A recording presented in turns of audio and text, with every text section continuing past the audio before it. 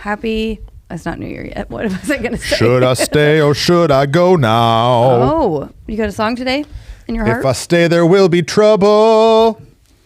What is the word? If I something, there a double. It'll be double. If I don't, it will be double? Have you ever quit a job? Yes. Have you ever been fired from a job? Actually, no. I've never been fired from a job. Because we're both amazing. Cut it right there.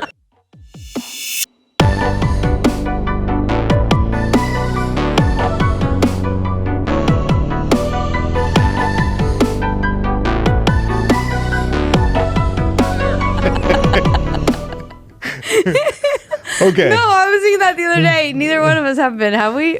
I should have been fired from lots of jobs. No, I've never been fired. You should have, but have you should have been fired? Maybe a couple of times. Dude, I worked at Slotsky's Deli back in the day. I ate so much food. I never worked in food I think service. I made a sandwich and I ate a sandwich when I worked at Slotsky's. It was next to a Frulatti's. You know Frullati? Yeah, is Frullati even still around? I don't think so. Is that like a Jamba Juice? Yeah. And so I would go over there. I called them the Frullati girls, because they don't like girls who work there. And so I would go and trade them a sandwich for some Frullatis. Oh. It was in a hospital. You know how there's like food court in the hospital? Right. And so there's food like, court. what? And all the time people would be coming down to get something to eat. They'd be crying because like grandpa died or something.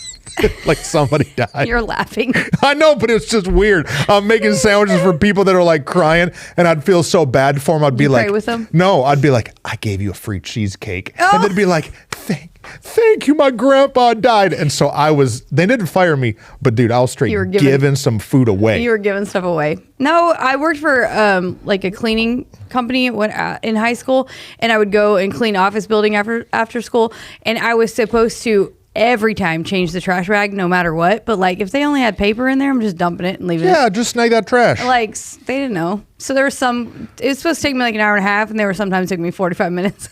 Oh, I should have been I probably fired. should have been fired in those days. But no, I have always wanted to tug into more. Therefore, I've always worked really hard wherever I am. And I would have been devastated. You know my personality. If I got fired, I'd have been devastated in my life. So I always was like, not going to get in trouble, do the most. I don't know. Yeah. No, so it's a question that keeps coming up. No, we ask you guys always to ask us questions. Yeah. And one of the biggest ones we get is some form of, I feel very called into more. I feel the tug of more. I'm on the tug team. I want to step into all that I am called to step into. But where I am, it feels like I've hit a lid. Or where I am, we are not getting along. Or just plain, how do I know when it's time to stay and when it's time to go? And should I stay or should I go now? Yeah, people will be asking us that question a lot. And my default answer is stay. Yes, because we are stayers. We're stayers. Yeah. And because the world is full of leavers. It's true. So if you're just mad. You're right. If you're just mad about something that's happened for like 3 months. Yeah. It's not time to leave. No, chill out, pray. If like you preached a bad sermon, or like your pastor had a bad day, or like the CEO, got a new girlfriend or something. I don't know. I'm saying, we're not only talking to church people. No, but it's been a bad month, or like you didn't hit your sales number. Listen. Don't jump ship on everything too early. No. Don't ever make a major decision when you're highly emotional. No, right. So calm the junk down, go and talk to a friend, right. Go and seek some counsel that's outside of your sphere of influence. Right. What's that phrase? Don't make permanent decisions in temporary emotions. Sometimes we go through moments where we feel like, good grief, I'm done with this. Yeah. But take a minute, take a deep breath, and see if that was bad pizza or a long week or whatever. Yeah, and because calm the down. truth is, I've almost quit my job. How long have I been doing this? There's a lot of times that I'm like, man, what am I doing with my life? Right. Just go sell some insurance up in here. Sell some insurance? No. I could sell the junk out of some insurance. I bet you could. I could sell the junk out of anything. What you got? Yeah, that's true. And so, yeah. There's just times that I'm like, I want to quit. I want to quit what I'm doing because it's hard and tiring. Or they don't see me or appreciate me, or I could make more money. I could do something better. Yeah. But hold on for a second. How long have you been feeling that? Yeah. So like, I was waiting for you to break into song about Hold On. Yeah. You didn't do it. No. Well, what is it? Is Journey? There's the Hold On to the Night, but there's the other one where they just sing Hold On. But I don't know. I couldn't think. I can't thought remember. you were going to do it. That's okay. I'll get it later and sing it in the mid. I'll interrupt you and just start singing. That's what will happen. When the lyrics Guaranteed. when the lyrics come to my brain.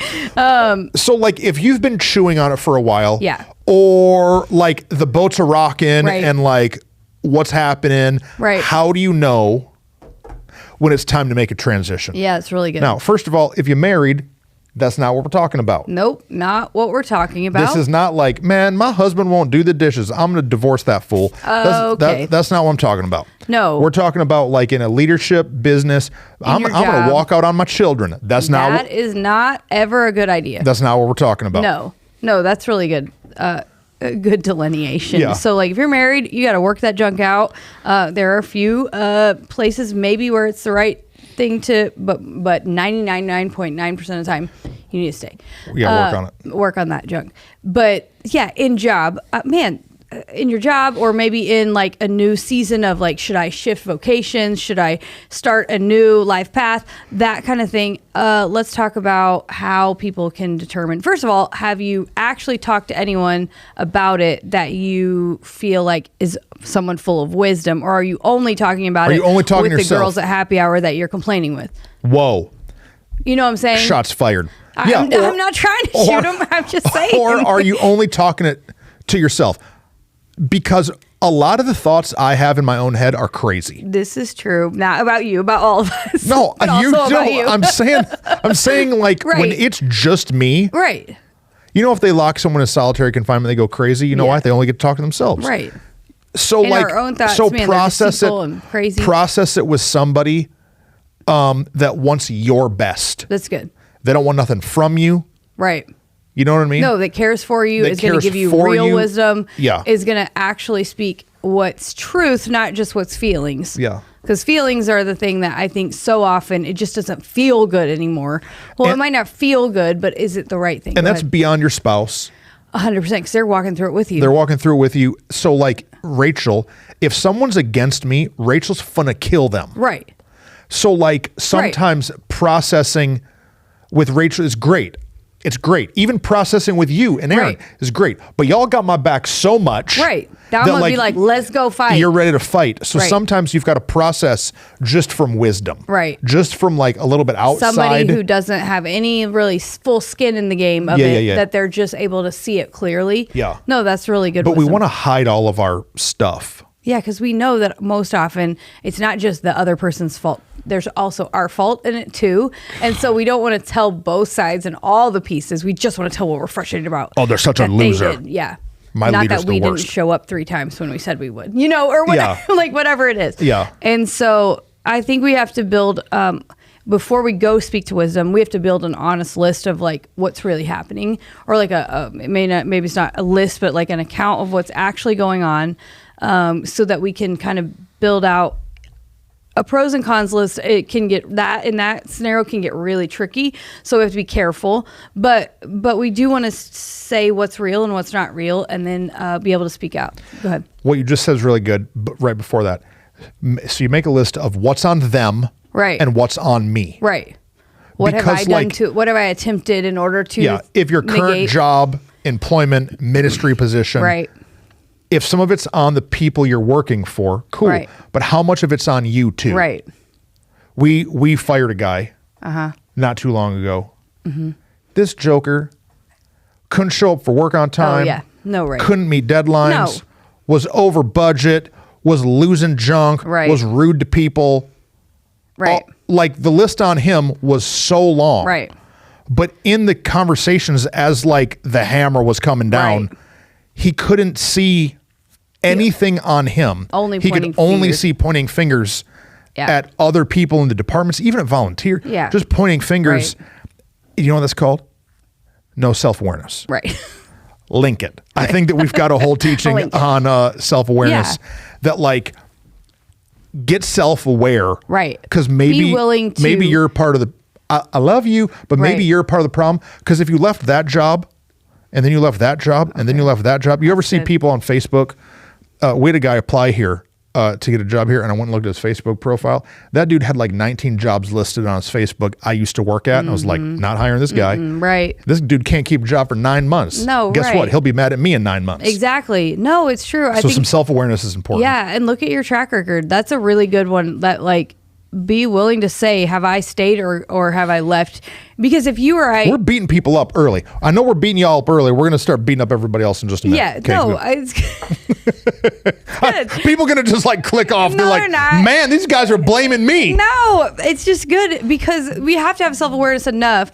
You and I, we just said, we're the opposite issue. We're stayers. Sometimes we stay too long. Yes. We stay in relationships too long. We stay in circumstances too long because we're just like, I'm going to be faithful. I'm going to be faithful. Well, I can take it. I can take it. That's the real problem. I can handle it. I'll put more on my back. Like that's just, and so we've had to look at times where we've shared a little bit. You had to sit me down one time in a season and say, you will quit by this day at this time, or else I'm gonna help you. Like, because you have my back, but also because I was like, I know I need to quit, but I'm afraid I will let them down. And so there's probably two types of people, even people that tug into more, both, you can be both. People who are sometimes quit too soon or people who stay too long. So let's talk about how to actually delineate what's the right thing, what to do.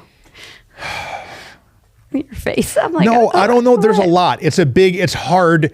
Sometimes what we talk about here on the Tug of More is hard because we're not speaking to one situation. No, there's too many So it's situations. like we're giving advice on 1,000 different dynamics. Okay, then let's just tell our own dynamics. No, okay. I think there's a lot of wisdom they can learn from those. What is no, I don't know how to do it. This is part of the problem is that I love to have a plan. We're not having and then a plan. sometimes we just come in and it's no a conversation. Plan. It's not supposed to be planned. I think that there's a couple. Let's just talk about like what are the deal breakers. Okay. Deal breaking. So number one deal breaking for you and I is the same. Lying. Don't lie to me. You lie to me, I'm out. You lie to me, your tail's getting fired. I'm done. Or you lie to me, I'm no longer trusting you. I'm no longer working here. Right. Like straight lying to me. Now. Yeah.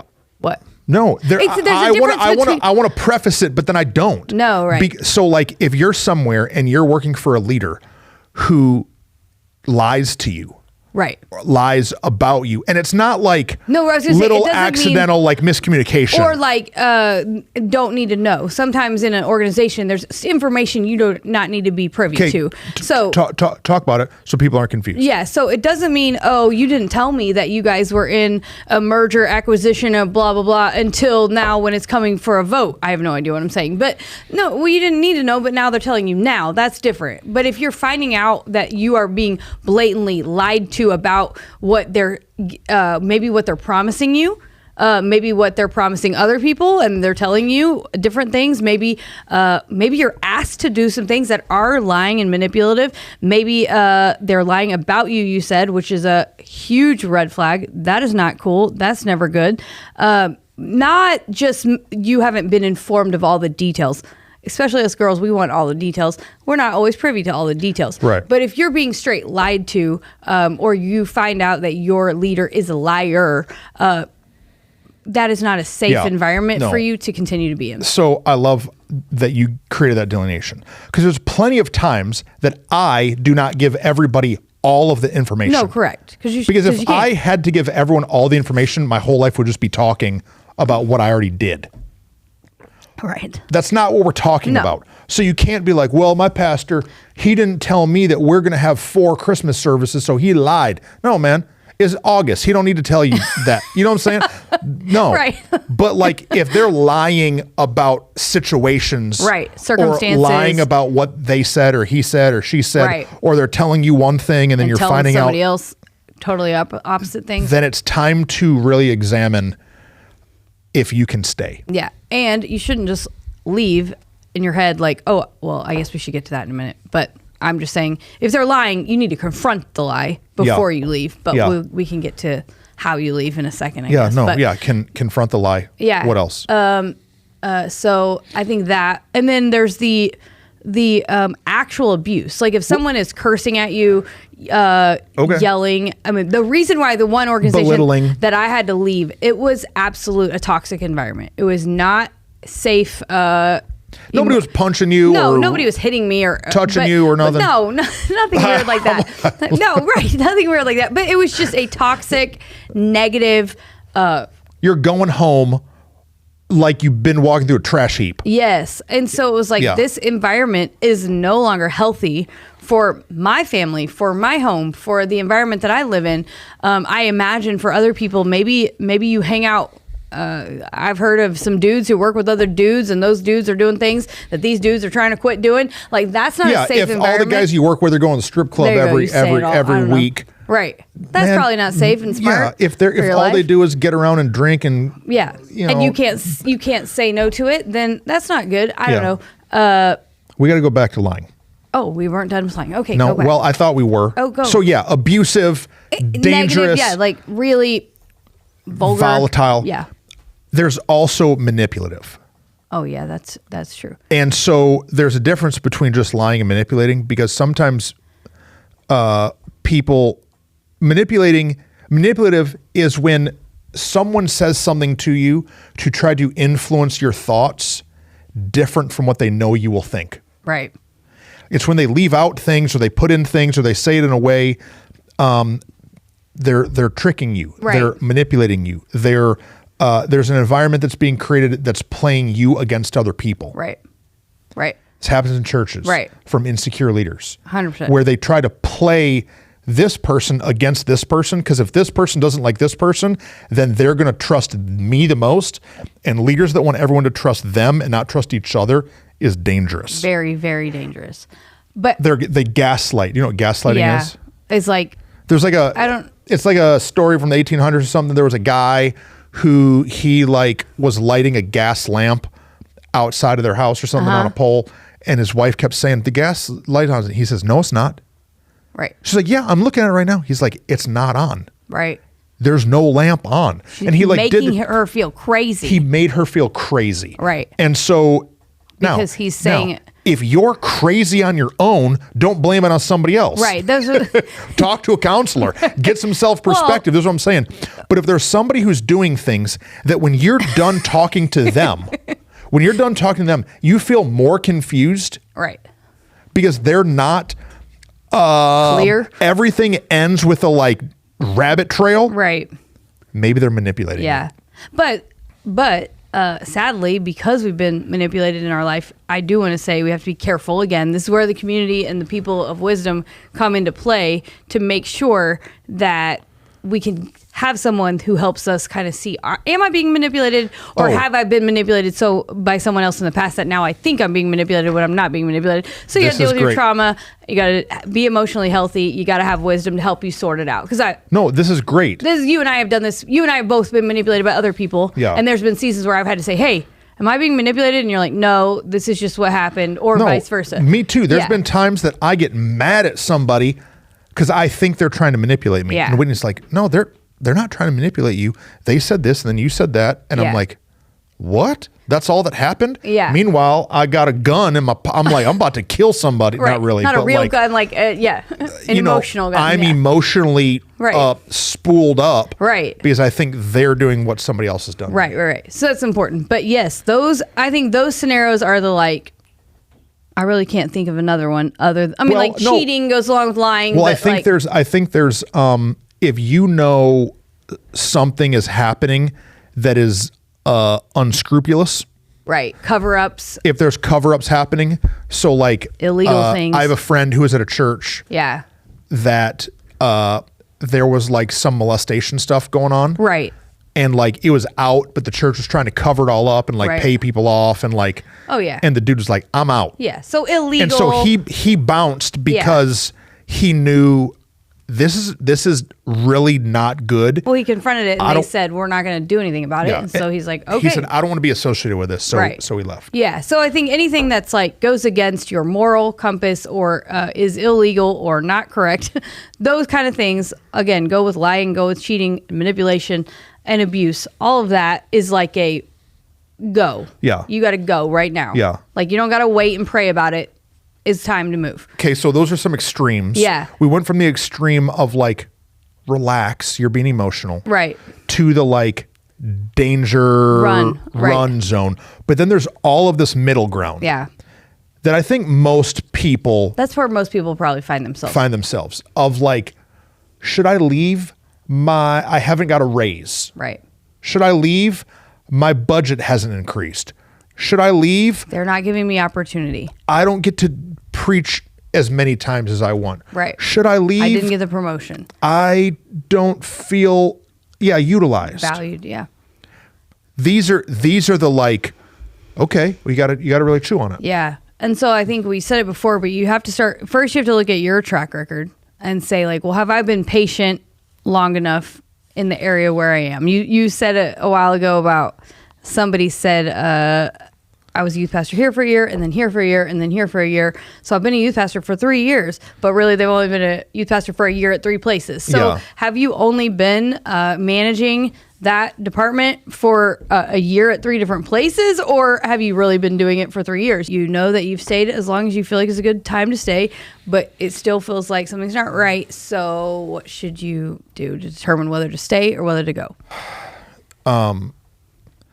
Man, I mean, we already talked about how you've got to talk to some people. Yeah, for sure. About like what's happening. No, it's huge. I can just talk about some seasons for me. Yeah, I think we should just share some stories, and that will help people understand. I was in a season that I was wrestling if I should stay or go. Mm-hmm.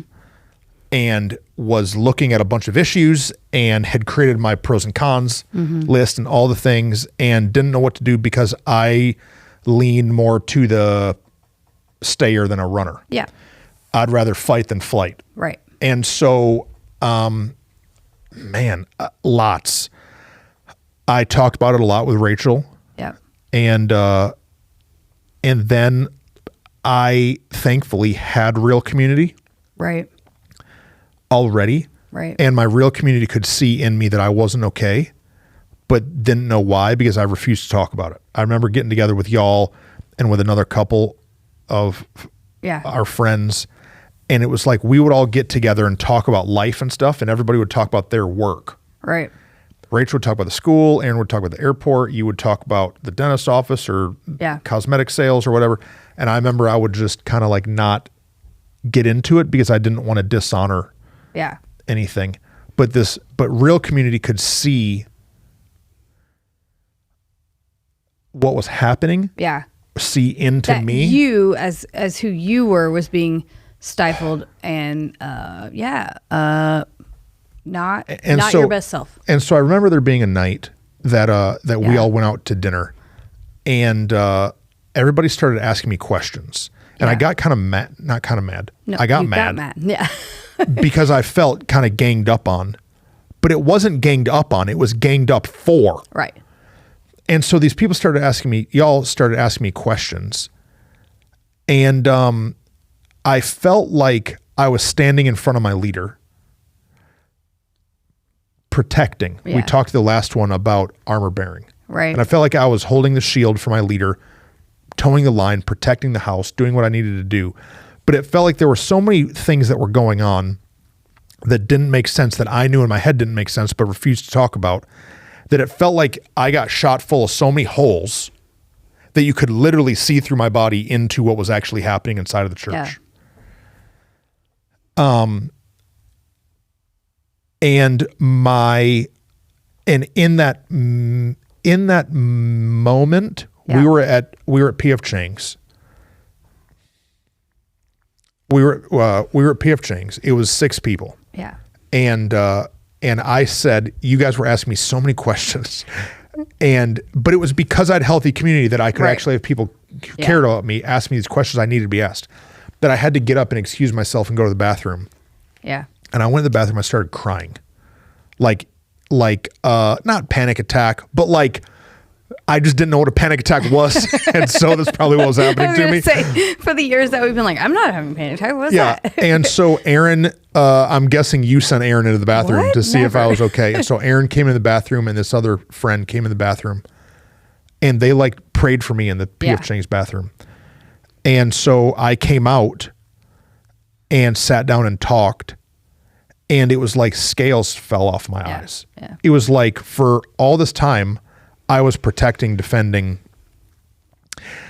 towing the line, guarding the house, being an armor bearer. But in this moment, it was like I was stripped of my own armor a little bit. Yeah. And the scale fell from my eyes. And a term that people in the church use is kind of weird. I don't even all the way understand it now. They say that God's hand of grace has lifted. You know, God, now again, I understand if you're not a Christian, you should be, because Jesus is awesome. And that's true. But in the Bible, it talks about how God gives us grace, which just means he gives us strength. Right. He gives us a covering to deal with things. Right. But that there's a certain point where God's hand of grace, his hand of protection, his hand of, it's okay for you to be here, it's like it lifted. Yeah. And now these things that were kind of bothering me were now all consuming. Yeah. Of my mind, of my marriage, of my life, of my health, all consuming. And I knew that a change was coming. Yeah. And so for me, all of this happened and I didn't want to leave. And so I just then started having all the conversations with leaders above me, and which I think is something that somebody has to do. Right. I think that for me, instead of ejecting, I would much rather have an awkward conversation. No, it's so much more worth giving someone the opportunity to maybe say, oh man, I'm sorry. I didn't realize I was treating you that way, or that was happening, or I didn't realize I was coming across that way. I think, man, more often than not, I think in a lot of scenarios that can shift the circumstance. Yeah. That if we would just be willing to, so often people eject and never will ever actually say what was happening. And I think for man, the leader, that makes them feel confused and like, what, I wish I knew what I did wrong. But then also for that person leaves so much hurt and confusion. It's like, if we can at least clear the air, that's what that means. Like that phrase means is like clear what's going on, make it clear what's happening here. Maybe at the end of the conversation, we decide together, hey, it's time to part, or maybe it's a reconciliation. Yeah. And so it's worth giving that time to. Yeah. And so for me, I had an real conversation. Yeah. And so I'd call it an intervention. Yeah. And so I did what I do, and I made a list, and here are kind of the grievances. Yeah. Here are the things that I think haven't been honest. Here are the things that I think have been handled poorly. Yeah. Now, grace, and then realized, dude, now I'm stripped down naked from these people who love me and my wife. And I was like, I have to talk about this. And so I went and had that conversation, and was received, and it was not received well. Right. And that's a risk anybody takes. It's a risk anybody takes. The hope is that there would be able to be repentance and let's move forward and figure this out. Or even clarity or whatever. And maybe I'm wrong and maybe I'm seeing it wrong. But instead I just got stiff-armed. And so I realized that this is not going to go well. Right. And so I almost ejected. Yeah. And then I felt like God told me to do a fast. Mm-hmm. And so I did a 40-day liquid-only fast. Which is, very extreme. Yeah. It's so I'm not suggesting that unless like you feel the Lord and your and it wasn't your first fast. Like you have been a person who fasts. Right. Fasting is denying yourself food, sustenance to humble yourself and kind of ask God, hey, give me what I need. And so you were by this point, you were a champion of fasting. Like you've done it so many times. Yeah. That's true. This was. Yeah. And so over that 40-day fast, I prayed a lot. Yeah. Obviously, and God worked it out for me. Yeah. Right. Instead of me leaving, somebody else left. Right. And God allowed me to do the things that He had called me to do. Yeah. But I think the steps there are like identify the problem, talk to people that are trusted. Yeah. Ask God to, or if the scales fall from your eyes, or ask yourself, has God's hand of grace lifted from this situation? Yeah. Have a really difficult conversation. Yeah. Go and have the conflict conversation. Yeah. Go and put it all out on the table, and then spend some time with the Lord and ask Him what He wants you to do. Right. Because if God would have said, I want you to stay here and keep taking these bullets, I'd have done it. Right. Because I had been. Right. But His hand had lifted, and I realized that that's what he had for me. And so leaving should not be a simple decision. No, right. And I think what I get nervous, because I walked through that whole journey with you, and I was there seeing it firsthand, and I saw how diligent you were to each step of it to make sure it was handled correctly. But the concern I have in you sharing it is I think people use the phrase "the hand of grace is lifted" too loosely, too easily, too often when they just don't want to deal with actual conflict. It sounds like a nice way of saying it just doesn't work anymore. And so, but instead of actually having conflict, so I don't want anyone to think, oh yeah, no, it just feels like I can't handle anymore, so God's hand of grace must be lifted. Yeah. Sometimes we need to look at ourselves and see if we're actually giving it the full effort. Yeah. And then in praying, like we say it all the time, poor God, he gets a lot of bad raps. So like he gets a lot of, we blame God blame him for all bad kind decisions. of, like don't blame and say that God's told you unless you're really sure. And you weren't praying alone. You had Rachel praying with you. You had your people praying with you. And you didn't move until God moved, and I think that's a huge piece. Well, and so I didn't say this part, and so what happened in my story, is that I then went and told the leadership that I was released, right? That I was leaving, yeah.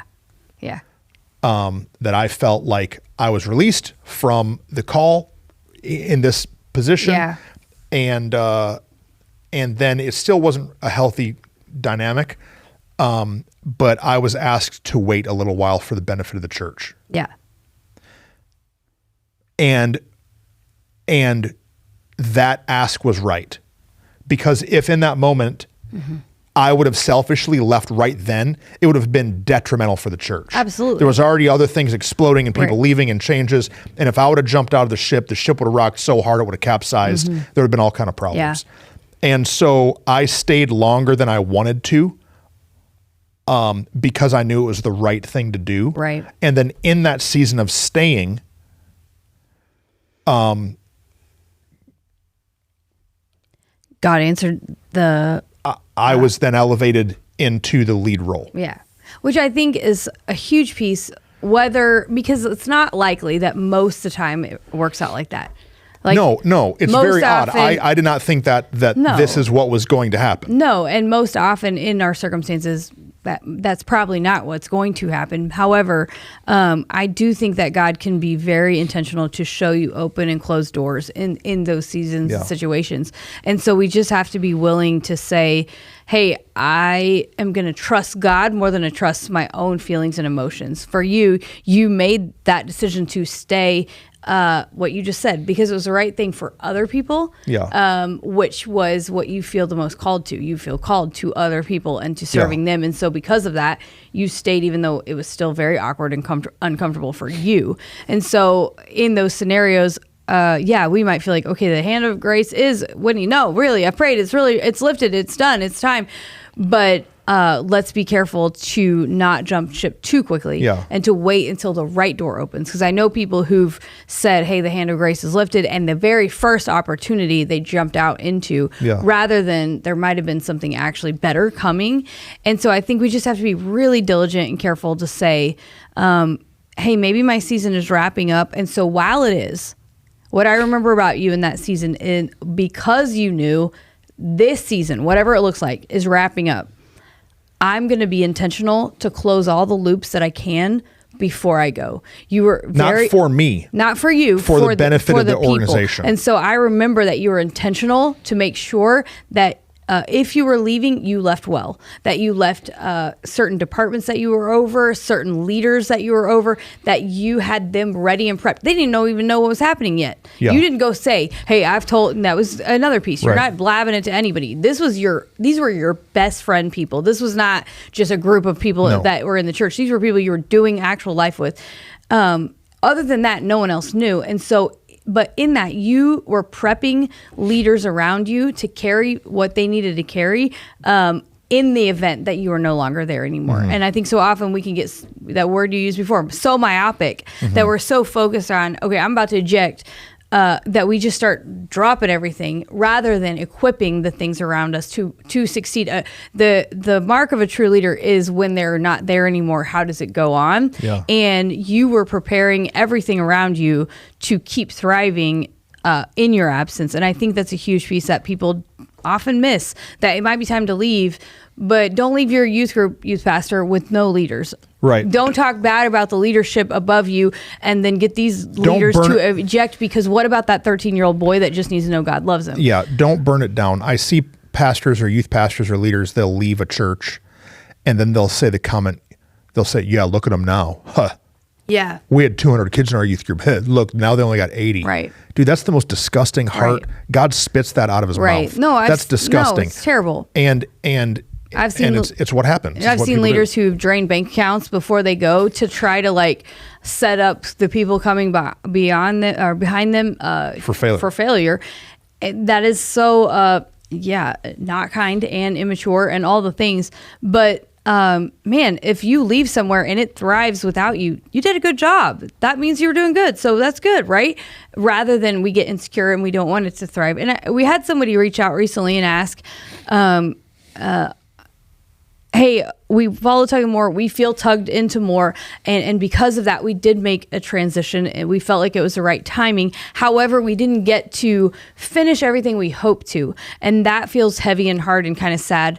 How do we get over that pain and how do we grieve that the right way? How do we trust that God's going to take care of it? And something we've talked about before that Aaron has told us in life is like when other people move on, but also when we move on in life, like the people we leave behind, if they're still loving Jesus and they're still thriving, like that's Jesus's responsibility. It's not ours. And so sometimes we don't get to finish everything we hope to start in a place where we were going.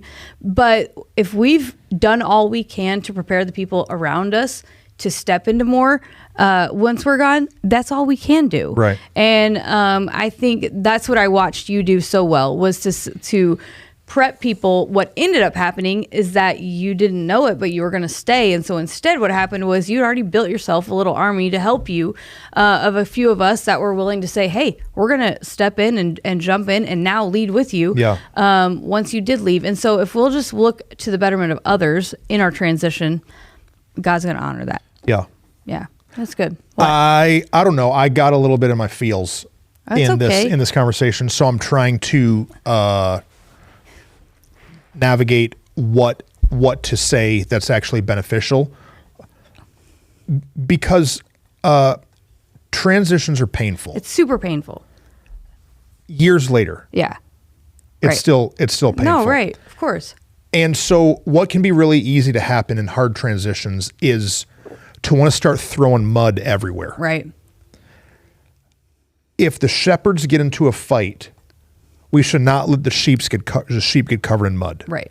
No, it's really good. And so I struggle telling any of the story because I don't ever want to throw mud. On anyone. And so sometimes you just gotta be willing to bleed. Without getting blood on everybody around you. Because, dude, sometimes it just sucks. Oh, right. Like, sometimes ministry sucks. It does, man. Right. Sometimes leading is the worst. More is the worst. Right. Do you know how easy... Did I talk about Slotsky's Deli in this episode? Yes. You know how easy it was to work at Slotsky's Deli? I had no stress. Right. I showed up. I made a sandwich. I got a paycheck. You gave some stuff away free. Dude, easy. It's the easiest, easiest job. Right. And so, like, more is harder sometimes. Absolutely. And so if you're thinking of leaving, just be honoring and be careful. To not just throw blows, because what happens is we start getting hurt. Right. And when we start getting hurt, we start getting emotional. Right. And we start getting mad. And when you hurt me, I want to hurt you. And when people just start hurting each other, that destroys the kingdom of God. And so the reason that I'm still emotional is because I still want to throw blows. Right. Because I haven't thrown them. Because you're a human and not a robot. And so then 6 years later, Whitney's like, let's talk about leaving. And I'm like, okay, cool. Let's talk about that. But we have to talk about it because it is such... your story is unique to you. Super unique. But it's not unique to most people. Everybody has a story like that. Aaron and I have had seasons where we transitioned and man, it was super hard, super painful. We had to decide what was right for us, but also what was right for others. We've all walked through it. It's very personal for whoever for each person as we do it. But It's important. What? We as Christians, we want to stay friends with everybody. Yeah. And I think that sometimes people don't leave unhealthy dynamics out of fear of loss of relationship. Yeah. And we're so afraid that we're going to lose this relationship that we don't say the things that we need to say. We don't confront the problems that we need to confront. Right. But a fake relationship isn't a relationship. No. It's a manipulation. Right. And so it's much better to have the confrontation and talk about it. Right. Because if you leave a place and the pastor or the leader or the whoever never talks to you again, you weren't in a real relationship with them anyways. Right. No, correct. No, somebody posted an article about that the other day, and Rachel and I were talking about it, that like it sucks to realize, some people that we thought maybe were our friends that weren't really our friends, and that's okay. But you have to realize, like, God's brought certain people into your life for certain seasons, and sometimes that is what it is. Yeah. Sometimes seasonal relationships are what you need in certain seasons, and it's much better to address something and decide, hey, you talked about it. We talked about it in the leading from the second chair episode, that like if you no longer can, with the right heart and the right mind and the right spirit, follow the vision of somebody else, no matter if you're in church leadership or you work at Slotty's Deli, like it's time to make the adjustment and change for the sake of the organization. And you have to face the relationship changes, because that's just what it is. Yeah. I want to get to the people that are listening that are thinking about leaving, not because of a bunch of problems, but because of their leader's capacity and the law of the land. Let's talk about that. But wait. Before, I want to ask you some questions. Okay, do it. So you had the opportunity to leave. Yep. Even though you were looked down upon and talked badly about. Yes, this is true. Yeah. Not even as a staff person. No, right. But as an attender. Yeah. And so, people can look at us as a caricature. Right. Caricature. Yep. You draw your big chin or big you ears. Go to the fair and they draw you all. And so there were some caricatures drawn of you. Absolutely. That were super wrong. Wrong. Right. And hurtful. Absolutely. But why did you, I don't know how much you want to talk about that. I'll talk about whatever. But how much, why did you stay? Jesus. No, I want that to be like, it sounds like the easy whatever answer, but the truth is the same steps you talked about are the same steps I had to take. That I had to have trusted people in my life that I said, hey, this is what, Rachel, your wife, Rachel, is my best friend. And she was one in that season that I literally was like, I do not understand what is happening. Can I tell you what's going on? Can you show me where I'm missing it? And then can we figure out like, what do I need to do here? And through that conversation decided like, no, I am not being seen correctly, but it's not on me. It's on someone else's insecurity.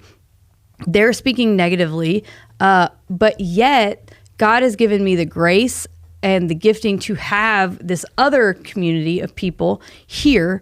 And so though I feel disrespected or unloved or whatever, not appreciated or seen here, I'm trusting that what God is speaking, because that was a huge piece of it. Like God, my husband's like, like you said, Rachel's ready to fight anybody. Aaron's like, let's go. We're out of here. I'm not letting nobody treat you that way. But yet together we decided, hey, we're going to pray and seek God. And I don't know how to all the way articulate it, but we just knew that he said stay. We knew that he said be patient. We knew that he said I'm in charge. I'm the one who sets up what's supposed to happen. I look on the inward, not on the outward. I got you. Chill out. Take a deep breath and trust me. And so, man, I can remember a couple of very specific moments where I cried and said, man, that's it. Like, I remember one Easter being like, this is the last Easter I get to go to church here. I'm so sad. And I like feeling like I know God has more. I know what he's spoken over my future. And there's no way I can see that it's going to actually happen that way. And that's where I think so many people miss it. We've talked about it before, that we've had people on lists. They didn't know it, but we've had them on lists about to be getting a job offer, and they jump ship too fast because they couldn't see in their mind how it would work out. And I remember feeling in moments Like, I can't see in my mind how what God has for me can ever be accomplished in this moment, in this place. But having to trust that he's a good father, that he's in charge, and that he's the one who sets it all up, and him be like, hey, do you trust me or not? Yeah. Is the only way that I, in those times, could sit and stay. And I think similarly, there were moments where I had to confront some stuff. And then when I did, the response was so confusing that I left feeling more confused than I had clarity, that I realized, oh, that's what this relationship is. Yeah. And I just have to leave it at that. Yeah, and it's what it will be. And it's what it will be. It won't change. And so can I then still flourish in the community that God's given me? Absolutely, I could. Yeah. In the community of you and Rach and the friends that we had, and then the area that we were getting to lead and serve. Yes, I'm flourishing into more. Well, it's not just one person's decision. Yeah. If I get to lead, if I get to flourish, so I'm not going to uproot my kids, uproot my husband, uproot my family. Because of my own little emotions and feelings about somebody hurt my feelings. Right. Like, I think we have to determine, pull it into reality. God, I trust you more than that. Yeah. And so that's what happened. All right, Bible story, and then we'll do that last part. Bible story. So a story that really helped me find some solace. Solace? Yeah. Solace, some peace No, in all of right. this, in our transition. So King David, no, he's not yet king, kills Goliath. It's called a great you thing. referenced the story a minute ago. Yeah, he's pulled into more. Yeah. But King Saul's a punk and trying to kill him. There's two different times that David had the opportunity to kill King Saul, but he didn't. Right. King Saul's literally chasing him around the countryside, trying to murder him with an army with him. King Saul's throwing spears at David, trying to murder him. Two different times. One, King Saul went into a cave to relieve himself. Like, go to the bathroom? Yeah, or some people say he's taking a dump. Some people say maybe he was taking a nap. Oh. And King David happened to be hiding in that cave from him. All I want to say is taking a dump. Taking a dump. That's what Rachel always says. And so King David, army crawls up to sleeping King Saul or whatever. Right. And he takes his sword and he cuts off the corner of his garment. Right. Like his robe. He could have killed the dude, but he didn't. He just cut off the corner of his garment. And then, like, King Saul leaves the thing and gets down the hill, and David's like, yo, Saul, I could have killed you, dog. And he didn't kill him. Right. There's another time that King Saul was sleeping in his tent, and David and one of his mighty men sneak into the tent. And the Bible says that there by King Saul's head was his water jug and his spear in the ground. And David's mighty warrior with him said, David, draw the sword, or draw the spear from the ground and stab him in the head while he's asleep. And David said, I will not kill the Lord's anointed. Right. And I'm telling you, that verse changed my life. Yeah. That verse got me through my transition because everything in me wanted to take somebody's head off. Yeah. No, I've heard you quote that a bagillion times. But don't kill the Lord's anointed. Right. And so if you're thinking of leaving a place, don't start stabbing people on your way out. No. Keep your mouth There's shut. no honor in that. No, right. God loved Saul. Right. Guess what? God loves your leader that you're mad at. Yeah. He has a call for their life. Right. He has grace for them. Just like you're a sinner, they're a sinner. Right. We're not the judge, the jury, and the executioner. No. God is. We're just a tender of the garden for this season. Yeah, but they're lying about me. But they're telling lies and making people think things about me that are true. Yeah, but guess what? You've lied too. And you've manipulated too. And you've stolen too. And you've lusted too. Right. No, and the truth is, truth always... Look at the plank in your own eye. Right. Before you talk about the speck in your brother's eye. No, it's true. And when you can get self-aware and realize, I'm not always perfect. Right. I'm not always the best. No, man. I don't even know if I could do it any better than they're doing it. Right. Calm the junk down. Right. Calm the junk down. My daddy says that maturity is when you're able to put yourself in someone else's shoes. Right. Put yourself in their shoes. Maybe they're crazy because their parents were a mess. Right.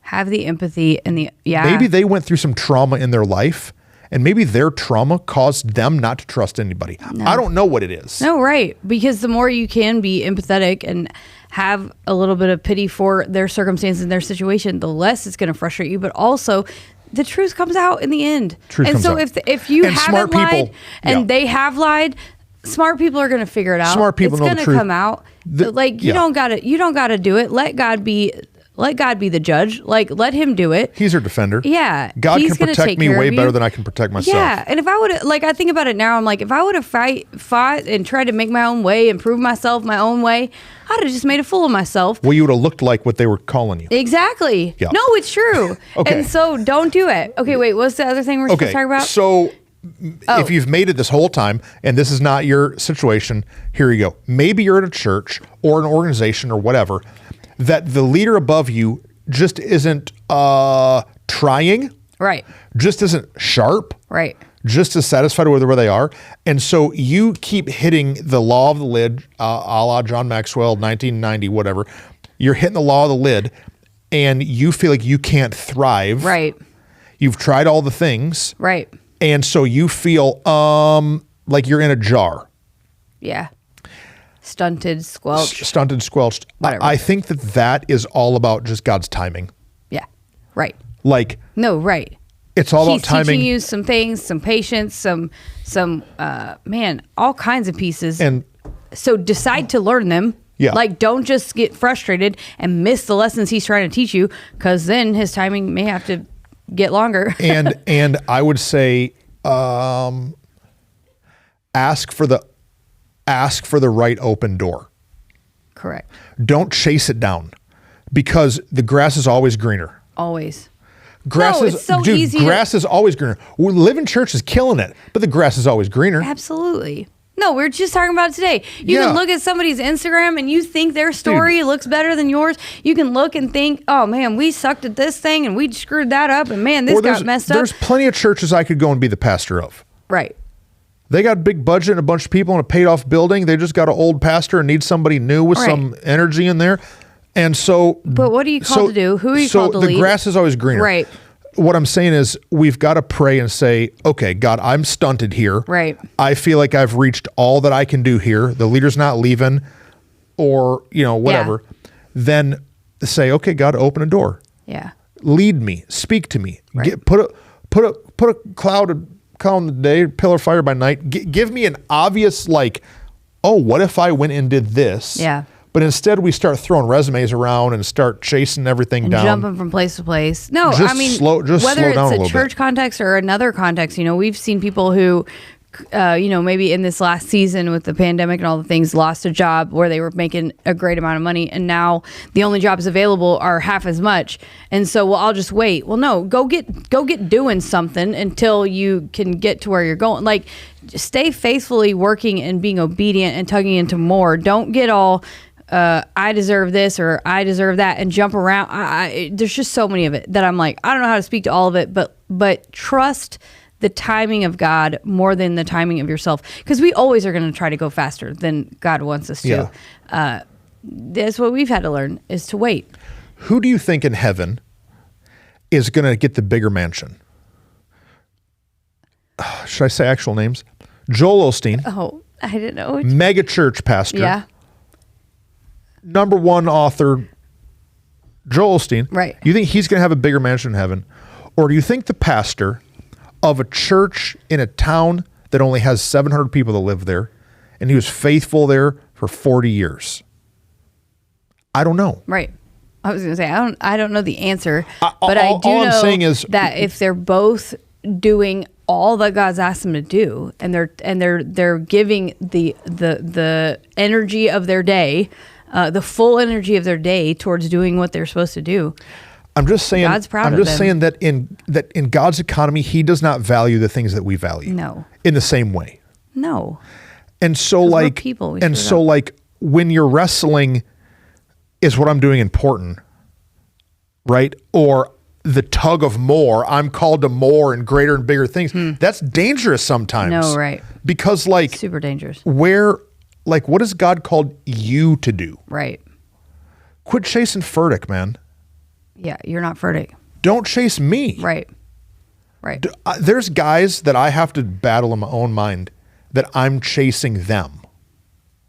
But they're not me. Right. They're not in the city that I'm in. They're not called to do what I'm called to do. Right.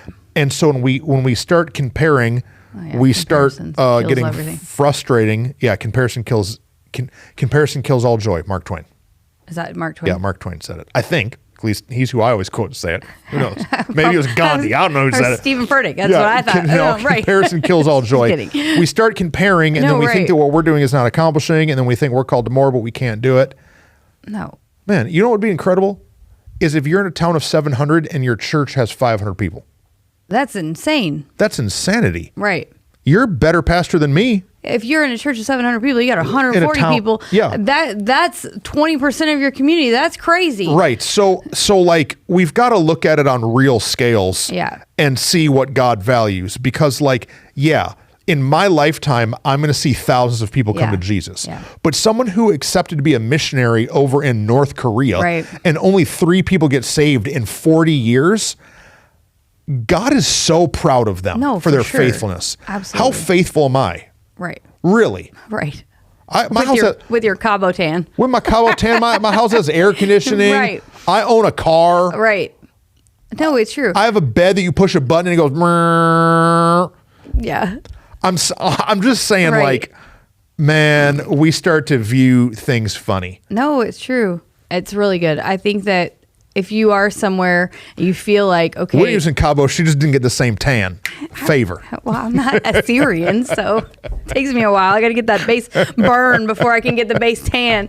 No, if you're somewhere and you feel stunted, the other piece of that is, stop comparing, but then decide, okay, maybe the leader that is over me, I've hit my lid there, but I can still learn and grow in other places. Find you mentors outside of the sphere of where you are right now. Start pushing in more in other areas and allow yourself to grow where you are and determine that, God's proud of you, man. Wherever you're at, what you're doing, just be patient. Yeah.